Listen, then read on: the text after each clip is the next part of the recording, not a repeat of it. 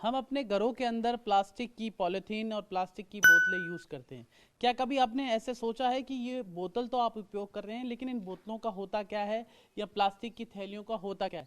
दरअसल इन प्लास्टिक की थैलियों के कारण बहुत सारी बीमारियां फैल रही है, कई पशुओं की मौत हो रही है और हमारा पर्यावरण पूरी तरह से खराब हो रहा है। ये प्लास्टिक की जो थैलियां, इनके बड़े बड़े पहाड़ हमारे देश भर में बन चुके हैं। प्लास्टिक की बोतलें, इनका निस्तारण नहीं होता, जिसके कारण हम कह सकते हैं कि जल, जमीन और जानवर पूरी तरह से इसका दुष्परिणाम उन लोगों पर पड़ रहा है।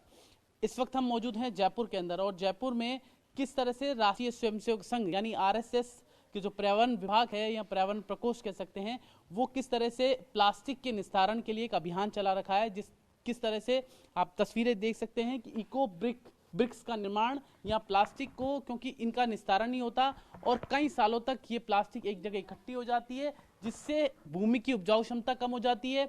अगर नदी नालों के अंदर जाती है तो वहाँ प्रॉब्लम्स हो जाती है, और शहरी क्षेत्र की बात करें तो ड्रेनेज सिस्टम में समस्या आ जाती है। तो इस तरह से इको ब्रिक्स का निर्माण, ये कह सकते हैं कि एक बोतल है, इसके अंदर लगभग 350 ग्राम प्लास्टिक, जो अपन प्लास्टिक की वेफर्स होते हैं या वेफर्स खाते हैं, कोई भी अपन टॉफी खाते हैं तो उसके जो वेफर्स होते हैं, प्लास्टिक जो चीज़ें होती हैं उसको डाला जाता है इसमें, और इस तरह से एक टाइट इको ब्रिक्स कह सकते हैं।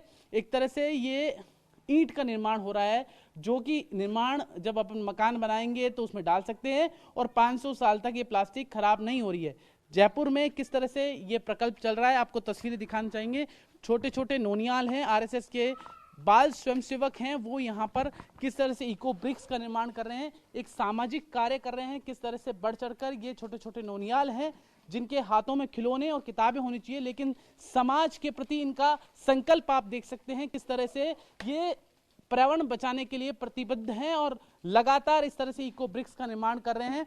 आप देख सकते हैं तस्वीरें, ये छोटे छोटे बच्चे हैं और ये स्कूल के छात्र किस तरह से यहाँ पर प्लास्टिक है एक बोतलों के अंदर डाल रहे हैं, और जब तक बोतल पूरी तरह से टाइट नहीं हो जाती, जब तक ये डालते हैं, क्योंकि एक तरह से पत्थर सा बना रहे हैं। और ये आप तस्वीरें देख सकते हैं। मैं अपने सहयोगी को कहूँगा एक इको ब्रिक्स दिखाएं किस तरह से बनी हुई है, इसका निर्माण, फिर इसका उपयोग, फिर निर्माण सामग्री, और कह सकते हैं कि आने वाले टाइम में केंद्र सरकार के हाईवेज के जो प्रोजेक्ट चलेंगे उसमें भी उपयोग में लिया जाएगा। एक छोटी सी नोनियाल है बच्ची, उनसे बातचीत करने की कोशिश करते हैं।